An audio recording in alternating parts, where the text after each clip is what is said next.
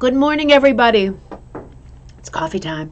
Good morning. Welcome back to Ribbon Candy Hooking. Happy Wednesday. I'm Deanna with Ribbon Candy Hooking. Good to see you. Let's see who's here. I'm here in the studio today looking like, I just said to my mom, a walking bedspread, right? Like, no. Holy mackerel. Why did I think this was good?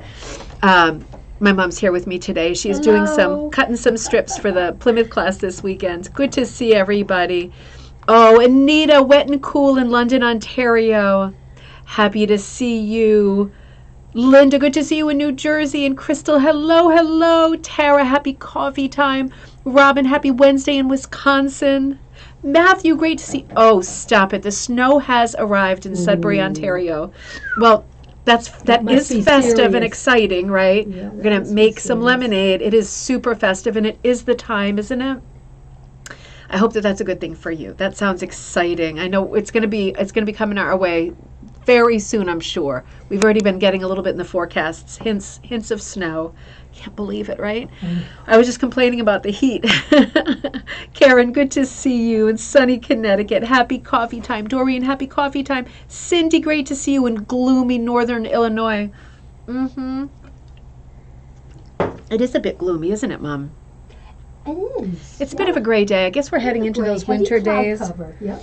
It's that weird time of year here where the trees are still like colorful, but the sort of sumacs, the ones that go real red, have really gone fluorescent, and everything else is kind of down on the ground, which is nice. It reminds you of those school days of crunching through leaves and kicking leaves as you go. So it is a nice time, but it is definitely getting frosty and chilly, and the heat is blasting. It is a very good thing. Oh, I'm glad you love the snow. It marks the time of year, and you're so lucky, I think, if you live in a place that has the 4 seasons, because that cycle of the year just keeps turning, reminding you where you are, where you came from, what's coming next, and it's exciting. It's exciting. There's just challenges that go with it, right? But expected challenges too. As the weather changes, I don't know how expected it's going to stay.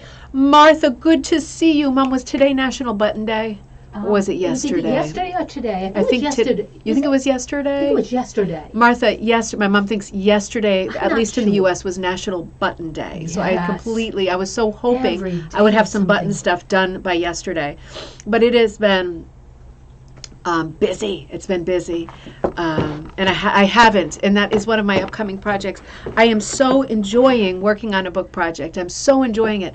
But it is a lot of time. I mean, if you've worked on a book before, you know it's a lot of time. And I'm enjoying it so much. And my mom reminded me the other day, one of the great things about working on this project is this is the first time in a couple of years that I've been able to put together patterns of my own with any materials that I want. Because normally when I'm putting together patterns, I fully expect people to, and hope that people will buy them as kits. And then I have got to kit them exactly the way that I've made them, so that the prototype that I've made looks exactly like what you're able to make when you buy it. But in this case, because I'm making patterns for a book and photographing them, and I know that the projects will be exclusive to the book, there'll be 16 projects that go with this particular book. It's very liberating to be able to go back to like my yarn stash and specific things that I can't repeat, products that I bought from other people that I'm using material-wise. And in that way, it's been a lot of fun because I haven't been worrying about how am I ever going to duplicate this yarn or this wool so it looks exactly the same. In that regard, it's been super fun. It's been so much fun. And those Hallmark movies just keep coming. It's all day long.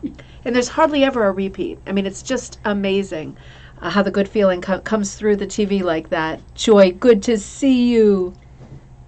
The youngins are feeling okay. Thanks for asking, Linda. They are a lot better. I dropped them both off at school this morning.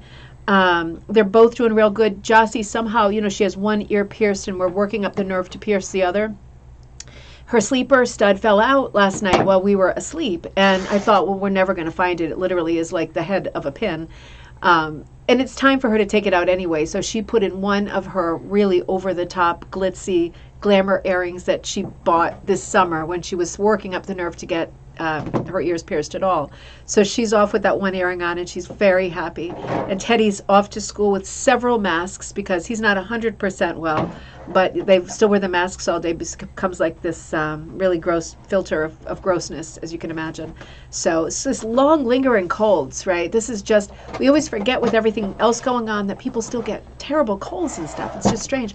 Mom, I might have to move that camera because it's shaking the picture. Oh man, do you want me to go in another maybe room and do maybe this? on that surface. I'm sorry. Sure. My mom's using the Syssix to help me out, but I'm noticing it's making me feel seasick. It probably is you too. It's Maybe shaking the that's you. camera. Ding dong. I'm so sorry about that.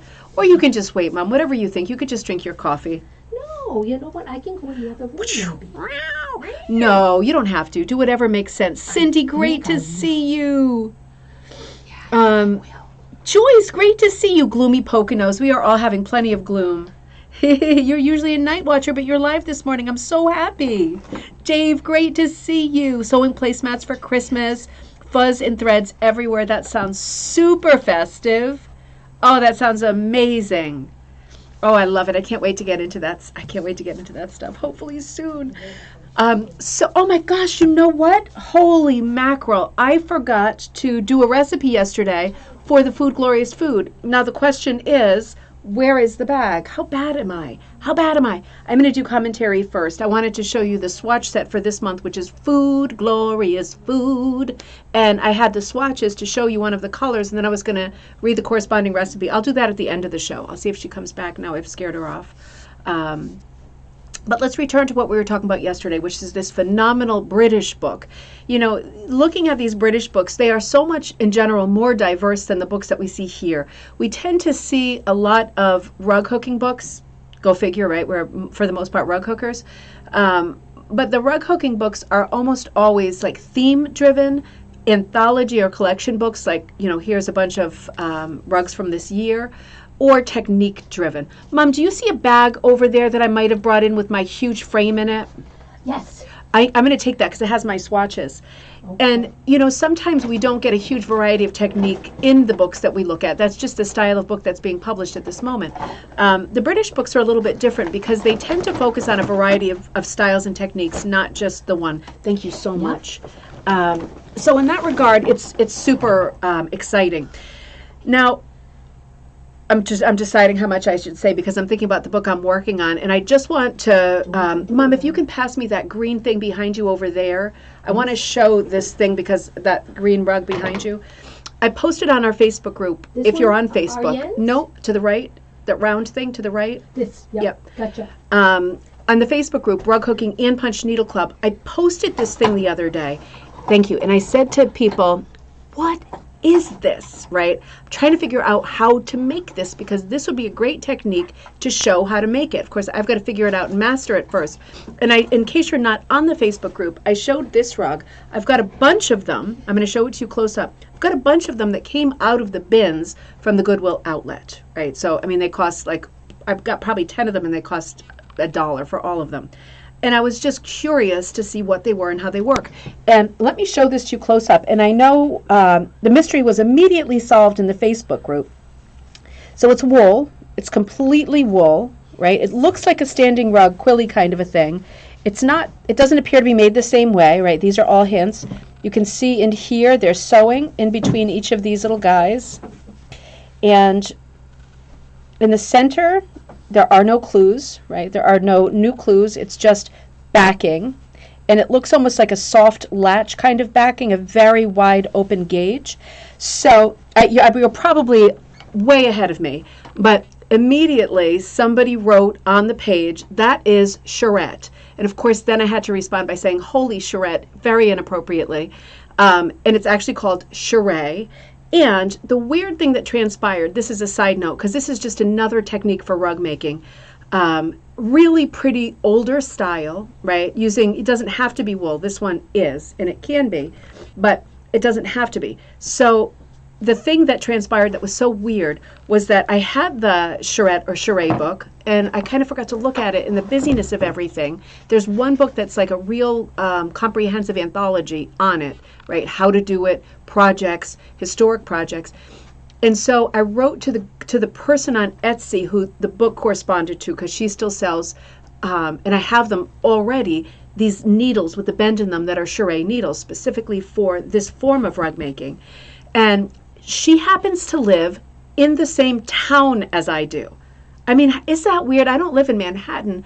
I live in Hamden, Connecticut, and it is a city after all. It's like it's a big town, but it's still a Connecticut town. She lives right up the street from me, which is amazing. So I said to her, "Can we come over with the camera in the near future?" Because her mother was the person who really started this craze for, I'm going to say charade, because that is correct, years ago. And her mother did beautiful work. And now she's doing beautiful work. So I asked her if we could take the camera and go over there in the very near future and look at the rugs that exist, her mother's rugs, her rugs, and look at how to do it, right? Because wouldn't that be fun? Feather in your cap to learn another technique from the person who really is the living authority on charade. So that's just a side note, but it reminded me with the rag rugs, all the different techniques you can get up to. Dave, this would make a great placemat, right, for Christmas.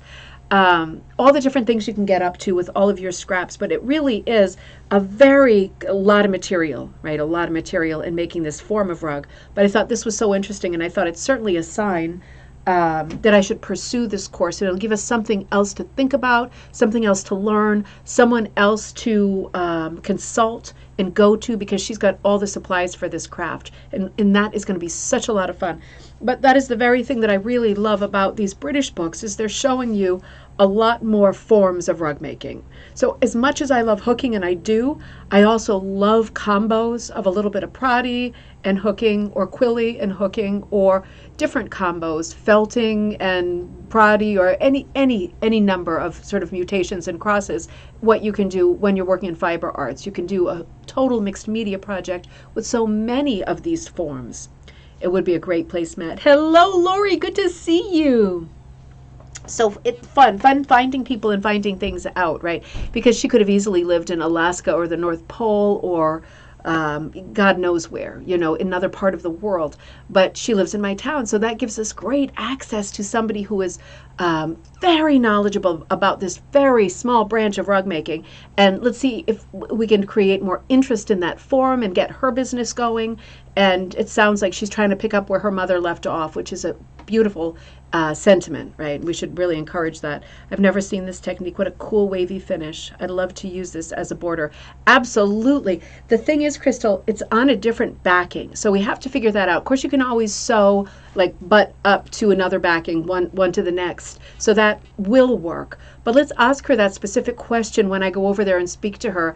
Is it possible? Because it is so nice and thick. Of course, the thickness of charade is gonna depend on, how thick your strips are. It could be thinner and it could be thicker. But you can see it has a pattern and a fold built into it. So I have yet to learn. I'm going to learn from the master herself. But I'm real interested in this too as a possibility. One thing it has is the very sort of glaring seam with the circle configuration. But like what Crystal is saying, if you used it as a border and you were doing something rectangular that already had corners, then that seam might not be so noticeable. We'll have to see how this plays out. Shake this whole thing out and see how many possibilities we have with this form, because it would be amazing to be able to cross this over with some of the forms that we already know. Great size for the button designs. Oh, yep, absolutely, Martha. Absolutely. And I would say I don't know how much detail you can get into them. Obviously, geometry is easy here. You can do any kind of geometric design specifically with the circle.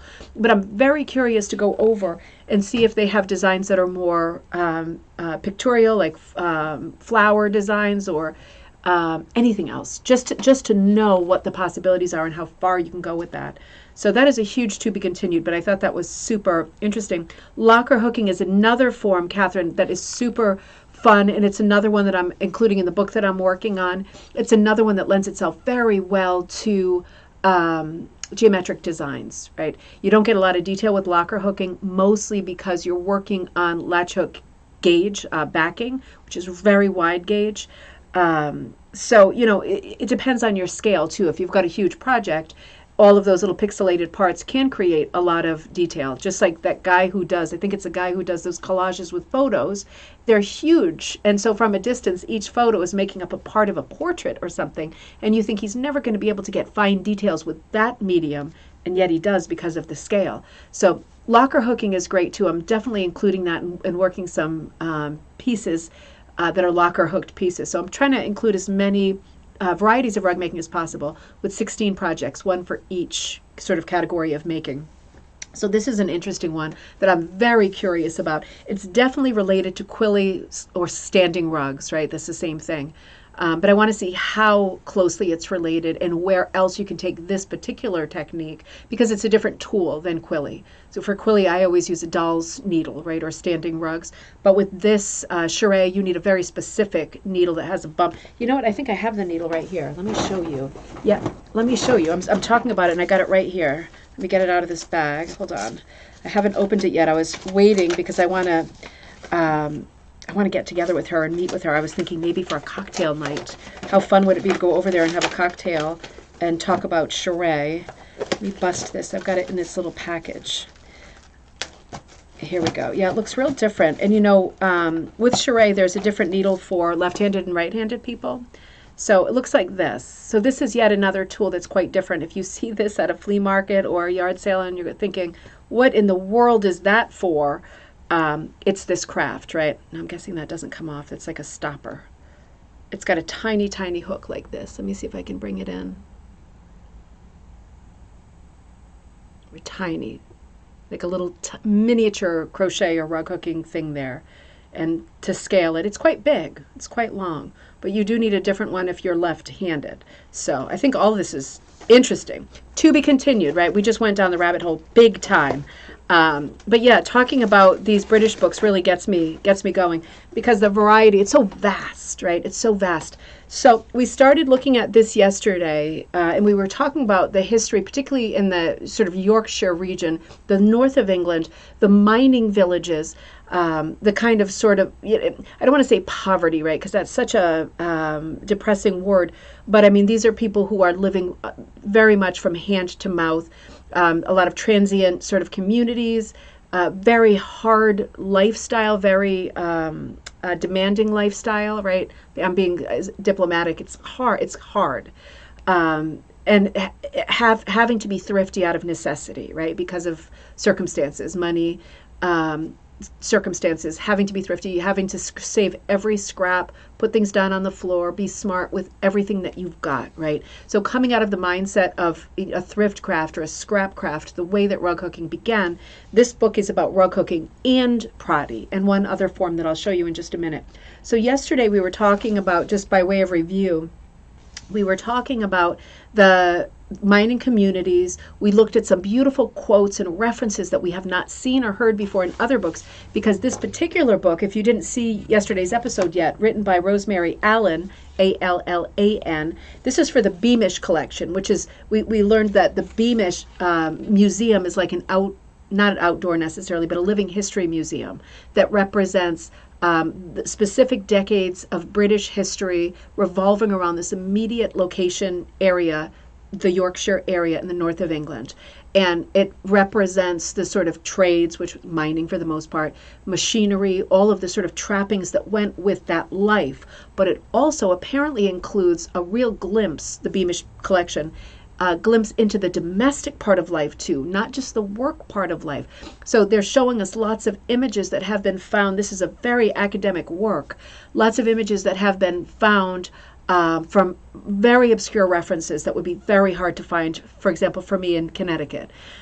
So there has been some tremendous scholarship here on Rosemary's part, finding literary references in periodicals like newspapers and bulletins, and contemporary references from this time, which is the late 19th century, early 20th century. So we talked more about the place and time in yesterday's episode and looked at some of those great references. There should be a link to this book in the description of this video, because it's not everywhere, right? It's published by this museum. It's a lavish publication, considering it must be a fairly small press, right? Lavish. So after we talk about the social history, it goes into the, remember this is the last thing we covered. They were talking about how a certain day of the week, I think it was a weekend day, was devoted to shaking out the rug. And they had a special, I think it was dadding. Was it dadding, D-A-D-D-I-N-G? They had a special, unique, local sort of verb for shaking out the rugs. It was a 2-person job. And that's an illustration of people doing it out in the alleyway. Hey, April! And now we're getting on to this, tools and materials. So as I mentioned yesterday, one thing they're showing us again and again in this book is that the frames that they're using are homemade frames. Now, we see this kind of thing with the Cheticamp frame, too, but we see it as a standing frame.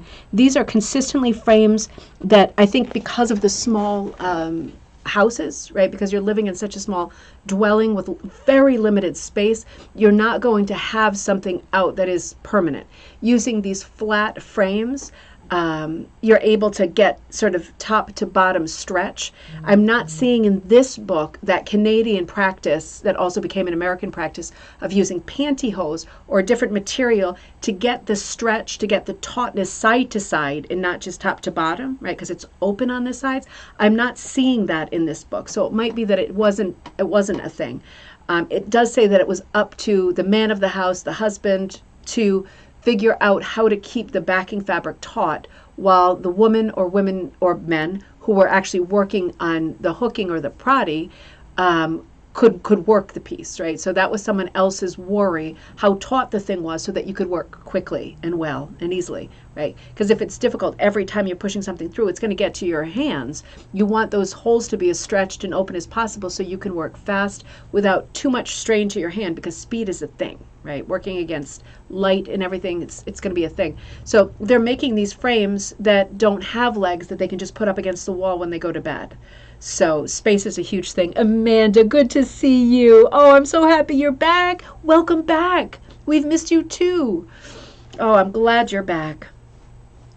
So, it's showing you how to make the frame, and that is of interest for sure. They're also putting frames up on, for example, like saw horses. I always have trouble with the word saw. This is another photo. Let me get you in focus here.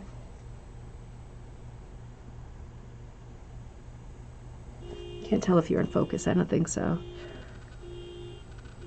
Is that it? Sorry. It's in a weird place. I'm going to pull back and see if you're in there. So you can see they've got their giant frame. There's many people working on the same piece. They've got it up on like a saw horse, 2 saw horses. That's a hard word to say. And there's many people working it. So they did mention that there would be bees or whoever was available in the house would be working on it at the same time. We saw some pictures of that referenced yesterday.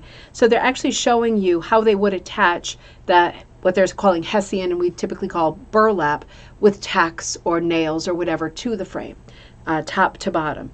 So, oh, interesting. Let me read this quote. This just caught my eye. Mrs. Elizabeth Marshall of Chopwell recalled the hessian, or harn, H-A-R-N, as we called it, was marked with various patterns of flowers, leaves, designs, etc., cut out of brown paper, placed on the harn, and chalked or penciled around.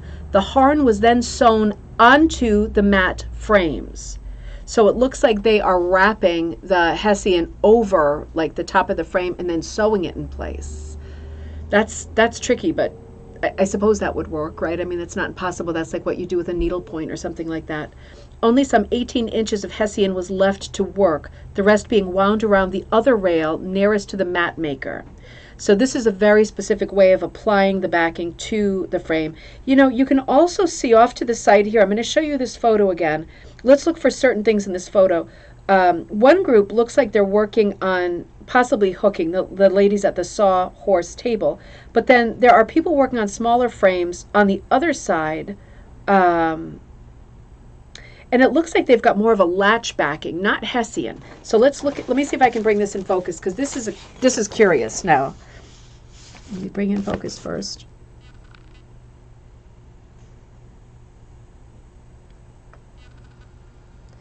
Now, see, I'm afraid to touch it too much, but not this side, the far other side. You see them sitting down and over their laps right here. It looks like much wider gauge. It's more like a latch gauge, but it looks floppier, right? Interesting. Interesting. Because all of these things will kind of dictate what they're able to do with it, right? The backing is going to dictate what they can do. And then there's a whole chapter on materials that is probably going to answer all of these questions. They're talking a lot about sugar sacks and brown sacks, because we're talking about County Durham, right? And they're talking about, we used to buy sacks for 6 pence, and they used to be washed, scrubbed, and unpicked, meaning taken apart, right? The stitches taken apart. And that was the back for the kitchen rugs and the clippy mats, meaning prodded mats or cut loops. So they're showing examples like this, great examples of the sugar or grain sack, and then just drawing an image onto it. What a great image that is, isn't it? For some reason they didn't get to it, but that is the front of the sack and that's the back of the sack. Cleaned, unpicked, ready to go. So cool. There's a lot of that history in here. And they talk about like the peddlers who come through, where they're getting scraps, right, at markets like this, outdoor markets, and peddlers like this. That's not the rag and bone man. That's kind of the opposite. That's a person who's going around looking for clothing and selling clothing for people to cut up and specifically make rag rugs. And then it's going to talk about tools, and these are going to be very different tools to what we look at as rug hookers. So they've got the hooks down here, really beautiful examples of hooks. Where's my hand? Here. But then they're showing you these gorgeous Proddy. We talked about this a little bit yesterday. Antler and bone, right? This kind of example. There's bone is going to be a big one. But just using an antler, just the way it is, will often work. And then you've got beautiful turned things like these things. So these are all possible for Proddy because, again, with Proddy, you are working the back as if you're doing punch, and you're pushing material through the backing. Proddy, you're going to get a very pixelated look. Here's a Proddy mat. Let me bring this in focus because that is well worth it. Isn't that gorgeous? But you know, it's very confetti, it's very static, but you can see very also pointillist, impressionist, beautiful coloration, classic sort of hit or miss mat. Really works, really works. Just another thing for your bag of tricks, something different. And you know, they're showing this Proddy tool. They're also showing the shuttle hook. So this is the thing that we call the shuttle hook that was often called. We've seen so many varieties of this, right? That shifts from side to side. This is the sort of walking punch, the shuttle hook. And when you're using it, even if it's called a hook, you know it's not really a hook. It's a punch, and you're working from the back of your piece. These different hooks that resemble like modern latch hooks, right? And then this is the Proddy. This is like the springed Proddy. So this is the tool that you're using if you're working the front of if you're doing Proddy, but you're working the front as if you're hooking, and then your hand, same thing as with hooking, is feeding material from underneath, and the spring tool is pulling it through instead of a hook. So little needle nose on the spring tool, and is pulling it through and grabbing it and bringing it up. So that's interesting. This whole conversation about Proddy is interesting, and we will talk more about Proddy as time goes on. I've been doing more and more with Proddy, but I do want to say, if you are watching from the U.S. or even Canada, which you probably are, one of those two places, you know, we have a very sort of distinct, hey Lisa, we have a very distinct kind of lack of Proddy or proggy equipment on this continent, let's just say. Because Proddy is much more popular historically in Britain than in North America. And if you are in North America and you want to start looking for Proddy tools and poker tools like that, like the turned things, the best place to look in this country, in my opinion, is Janet Connor's store, right? There I am again, like advertising another store. But she has great Proddy stuff. She doesn't have the spring thing, but you'll find that on Etsy. She's got the prodding tools, like the turned tools. Because if you find a Proddy tool on Etsy, for example, you'll see that it's going to cost like $20 to ship. It's hard to find Janet Connor's in a regular search of Google, but if you're looking for Proddy stuff, search J. Connor Rugs, J. Connor, CONNER rugs, and then look at her Proddy page, because she has these tools already, and then you're going to save $20 on shipping. So if it's something that's interesting to you, that's a good place to start. And I will talk more about the spring Proddy. Yeah, I'll do a video with that, Crystal. I should really do that anyway, because I've been working on Proddy, and I have the tool, and it really is, it's a great thing. This book is great for technique. So they're showing you the Proddy mat. They're showing you the hooky mat. So it's a hooked rug. They're showing you how to hook, and this is their example. Very heavy on hit or miss backgrounds. And I have to say, that's my favorite. But very heavy on the hit or miss backgrounds because of thrift, because of, they do the black corners on this one, right, the hooky one. They don't have a lot of materials, and nothing is store-bought, so that you get what you get and you don't get upset. They're working with what they have, so hence lots of hit or miss stripies in the background. This last one, they're calling the lamb's lug mat. This is what we call the lamb's tongue, or a variation on the lamb's tongue. It's folded squares that you're sewing together, either machine sewing or hand sewing. This is a lamb's lug, right? I would call that a lamb's tongue, but they would call it a lamb's lug. And this is their example of a lamb's lug. It really is an extraordinary scrap rug. Another rug that uses a lot of material. But if you have a lot of material that is not good to hook with, because how often do we have this conversation? It plays you, it frays, it's more frustrating than it is fun. You know, in those situations, it might be good to start thinking about using that problematic wool. You've put it through the wash 3 times, you know, hot water, hot dryer, it ain't felting, it ain't fulling, it's not going to play.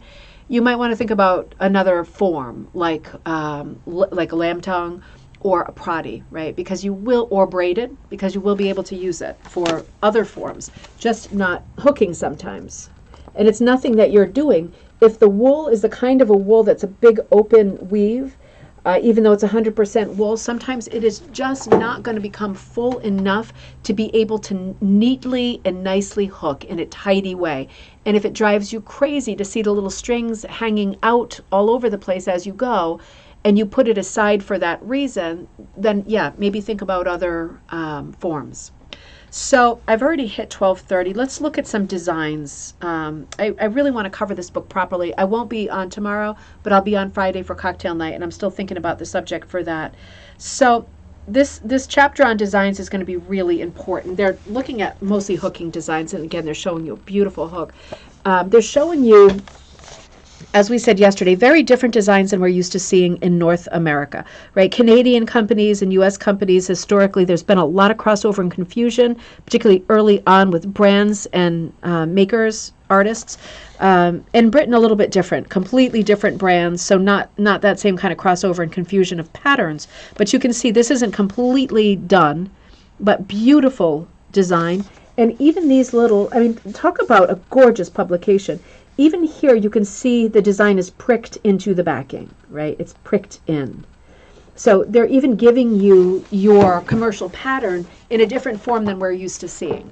So this whole chapter is on designs. This one I'm about to show you is stenciled on Hessian burlap, which cost 10 and 6. So that's probably 10 something, 6 shillings, whatever. It's hard to say now. The manufacturer is not identified, so they don't have a lot of information on everything they're showing us. This one is unidentified. But what a beautiful stenciled pattern. Isn't that gorgeous? And this is a blue nose, so there is some crossover. But yeah, that's a blue nose. Look at how pretty that coloring is. I mean, they're both real pretty, aren't they? They're both phenomenal. So they're showing us a lot of patterns. They're going through the history of pattern making again, starting with Edward Sands Frost. Sorry, I'm just dying. Garrett Designs, Blue Nose, Garrett. Barlow is the one that they were showing us that I showed you yesterday. That is a UK company, so that one, for me, is a bit of a moving target. It's hard to find out a lot about Barlow. I would love to have this information to show you really close up. But yeah, absolutely. Oh, you know what? I was wrong yesterday. Remember I showed you these 2 images? And I said, look at that. These are the same rug, these 2. And I said, I can't find the pattern for it. It's right. Where'd it go? Is it doing this to me again? Seriously. Here it is. Right, this one here is this. Same pattern. I just love that too. I particularly love this one. When I'm in bed at night with Jocelyn, we look at rug hooking books and we do like, which do you like better? So we do these and we go 1, 2, 3, and then we point to the one we like better, and 1, 2, 3, and we point. It's so funny. We almost always choose the same ones, but it's a fun project. It's a fun thing to do right before bed. Ready Cut Book of Rugs, 1937. So, oh, it looks like this came out of York. A lovely pamphlet right here, the Book of Rugs. I think this is the image I used for today's episode. But we're seeing, this book is a real proper sort of anthology of rug making, including the commercial patterns. Very early 20th century. We're heading more toward middle century here. In Britain. It's just another look at more stuff, but it's a fantastic, in-depth look. I like this ring thing. That could mean either the Oddfellows, right, like the fraternal organization, or it could be the, what was it called, the telegraph, the cable, right, that went under the ocean. It could be either of those things, because we know from previous research that books that include the cable, they're either making a reference to the Oddfellows or the cable, right? That big deal at that time. So historical events. And then stuff like this, right? Like these guys. These are all beautiful rugs. So pretty. This one here I'm just seeing in there. Where am I? This one, wait a minute. Here. If you can see that in focus, let me bring it in. With that leafy pattern. Right, that is the one I used for today's thumbnail, this guy. Just different colors. And again, look at the hit or miss background. They've done all directional hooking right across, but my God, it's just good, isn't it? You must get it. Look at the colors in the background of this guy.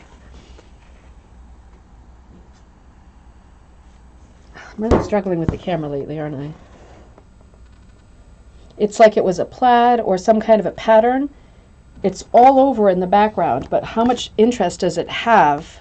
So much more than if it were solid, right? And typically the 4 flowers, the even number in the center really doesn't work, but when you're looking at Macintosh, like the artist Macintosh style flowers like this, it really does work, doesn't it? Because symmetry is a really big deal. Oh, and same pattern here, right?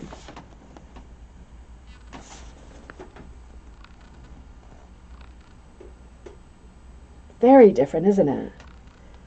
And here, I don't know if you noticed on this one, but they broke black into the border, right? They broke it top and bottom. Isn't that cool? Very different.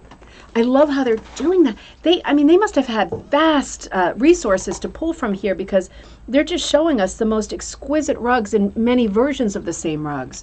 Tons of photos of ladies hooking. I don't want to rush through it, and I know I need to get back to work. So maybe we should look at this again next week, because some of these patterns are just too crazy to skip over. How Art Deco is this, right? I'm picturing Hercule Poirot going into his, maybe he wouldn't be interested in a hooked rug, right? But maybe his secretary, Mrs. Lemon, would have a hooked rug under her desk that looked exactly like this. Super Art Deco style. They're just such cool patterns. So much information in this book that it's crazy. Let me see how much. Let's finish it next week. It's too good to, because we're going to move into abstracts in a second. We don't want to cut that short. That's too good. Yeah, let's stick with this. We'll look at this again on Monday. I'll do a different episode on Friday. We'll see how it goes. In any case, I'm certainly going to run an episode on Friday, and it'll be a good one. I'll see if I can get over to the house of charade. It's a long shot, short notice, but you never know. Yeah, let's save this. This is too good to rush through. We'll look at this one more time on one more episode of Coffee Time. I wish it could be tomorrow, but I'm off for lunch tomorrow with the old family friend of my mom. That's why she's here, because she's staying over. So that'll be fun. But let's pick that up again tomorrow. Oh, and let me end this episode with, will I be able to do it in time? I was pulling from all of these little recipe books, colors to inspire. I think I'll have to do it next time. I'm unprepared. Colors to inspire the whole. Cute books like this. That's just unspeakable, isn't it? the swatch set for this month. So yeah, I'll give you another recipe next time. I've got all these crazy. Do you have a bunch of crazy recipe books like this too that you just sit and look at because they're just too much fun and too cozy to put down? So yeah, we'll return to the swatch set on Monday too, or on Friday night. This is one of the sets. I got like 8 sets ready to go out today, and I still have a bunch more. All of the Food Glorious Food colors. They're in no particular order, right? It's just like the Thanksgiving table with lots of squash colors, orange, pumpkin, berry colors, berry pies, browns, meats, gravies, potatoes, all kinds of nice things. I love this swatch set. This is my favorite one so far. 35 colors. Food, glorious food. And I will return to recipes next week. I am just a bit discombobulated lately, in my head mostly. So have a good today and tomorrow. And Steph's out there laughing. And I will see you on Friday for coffee time at 7 p.m. Eastern Standard Time. If you need me before then, ribboncandyhooking@gmail.com. Have a great afternoon. They are, Matthew, so inspiring and different. You know, we have to, I have all these projects in my head, but look again in the new year at these very traditional patterns like these are, and then look at all of the ways that you can hook them or punch them or rag them, Proddy them, whatever them, to make them look different, right? Because if you think about it, even when you're working on, for example, Hessian, right? Typically we would work more on like linen, monk's cloth, rugwort these days just because we're worried about the thing rotting. But if you think about it along the lines of what Crystal was saying, you know, you can do a piece that is partly hooked or punched and then add felting directly onto the backing. You can felt directly onto the backing. There's so many ways. You could do Proddy, right? Flip it over and Proddy it, or use a spring pot Proddy and pull through. We do a little bit of that, but we tend to do Proddy in the U.S. in shapes like flower petals and leaves, where in Britain they tend to just do a rectangle and pull it through like little bits of confetti paper, just like little triangles, right? Little rectangles. And it gives you this great pixelated shag. There's no reason why we shouldn't be employing many methods in the pieces that we do, because it creates height, interest, right? It's not super traditional, but you can attack a traditional pattern that otherwise might languish because you feel like there's not enough to dig into, or it's a little bit on the boring side. That's the very kind of a pattern you should be looking at and thinking, how can I bust it out with this pattern, right? How can I bring this to an unexpected new level and still keep it beautiful and charming, right? Because it's possible. That's what this whole book is showing us. It's very possible to use a very traditional drawing pattern, commercial pattern, and turn it into something just exquisite and different.